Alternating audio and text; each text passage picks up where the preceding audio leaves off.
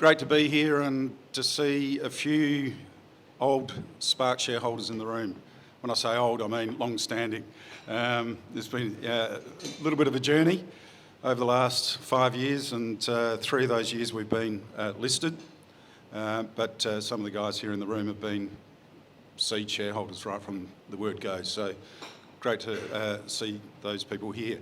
As mentioned, Sparc Technologies is a technology company, so certainly quite a different story from what we've been hearing in terms of the type of companies that we're not exploration. So our genesis goes back to working together with the University of Adelaide, in particular in relation to graphene.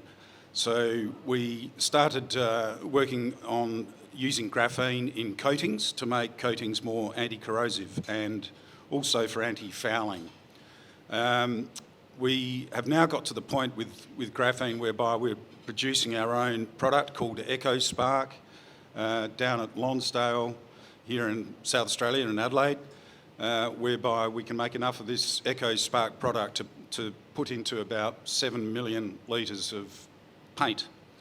So this paint actually, when it's we've done all the testing to international standards over a number of years now, using world experts that we have within Sparc, and we're able to achieve over 40% better anti-corrosion performance than existing coatings without ecosparc.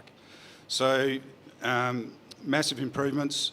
We're working together with the global coatings companies. They're taking a long time to do their own work, as you'd expect them to validate all the work that we've done and the data that we've provided them. But in parallel, we're also working together with a number of end users, so people that actually use the paint. So we're getting them to add ecosparc to the coating and to apply that onto trials of their coatings on their infrastructure. So steel infrastructure with oil and gas companies, government, defence, a whole range of different organisations looking to do trials with those companies. So we're on the verge of commercialising that product. It's been a bit of time in the making, but I think we're finally getting there, as I say, in parallel with the global coatings companies as well as end users. I should add that probably in the last 6 months we've taken quite a little bit of a shift in the way we've been thinking about it. We've also worked out that ecosparc provides huge sustainability benefits to the tune of around, well, over 20% sustainability of CO2 in terms of the using ecosparc over the life of the asset. So there's less maintenance involved, and with that less maintenance, there's very substantial sustainability benefits. Switching tact slightly to our renewable energy plays. So first thing that I'll talk about is in relation to green hydrogen. So through our relationship with the University of Adelaide, we were offered to get involved in photocatalytic water splitting. You go, what the hell's that?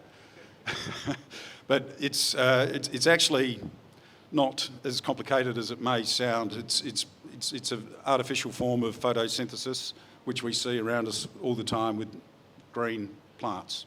So it's basically using sunlight on a photocatalyst on which you would have water running over the photocatalyst, and with that sunlight acting on that photocatalyst, water is split into hydrogen and oxygen.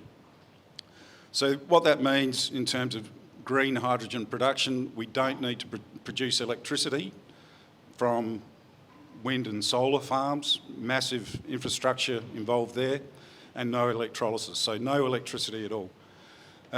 So we've got partners, Adelaide University, 28%, Sparc Technologies, 52%, and also in the joint venture is Fortescue, Future Industries at 20%. So we currently have been undertaking trials of this technology at Newcastle, CSIRO, whereby we're using their heliostat field to use concentrated solar onto our reactor, whereby we are actually producing the hydrogen in that reactor. So that's just been taking place very recently, just over the last few weeks, and that's been producing hydrogen as expected, but it's probably one of the first demonstrations of concentrated solar on photocatalytic water splitting anywhere in the world. So we're pretty proud of that.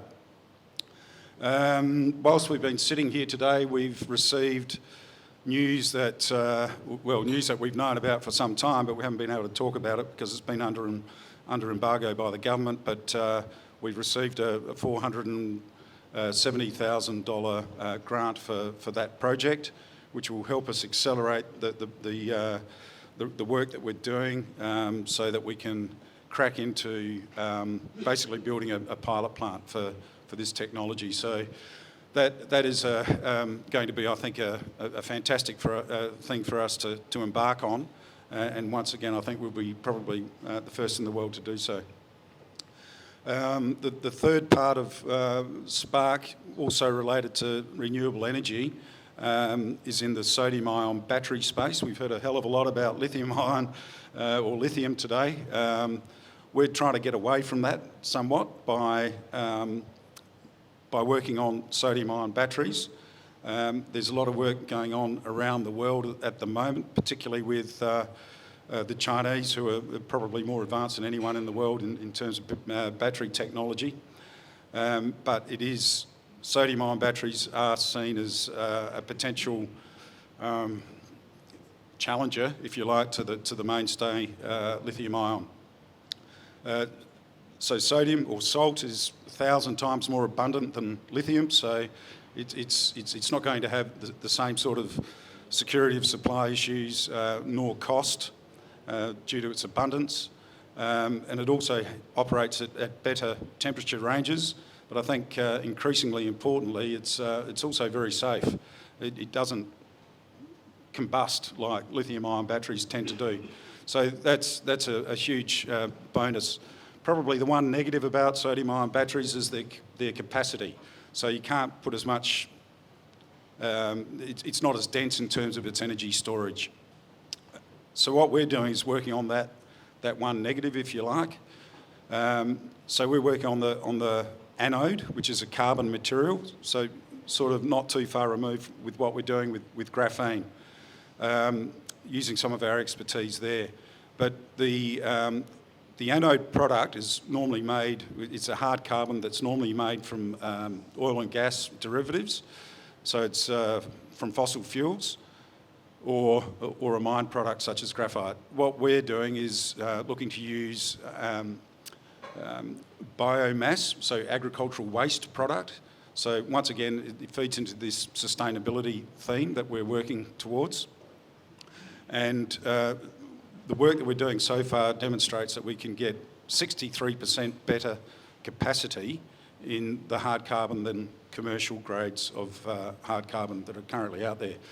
So if we can help to overcome that one issue that perhaps sodium-ion batteries do have, which is in terms of the capacity, then I think we'll go a long way to maybe seeing sodium-ion batteries not just for industrial applications or domestic energy storage, but certainly potentially in EVs as well. And in fact, BYD, together with I think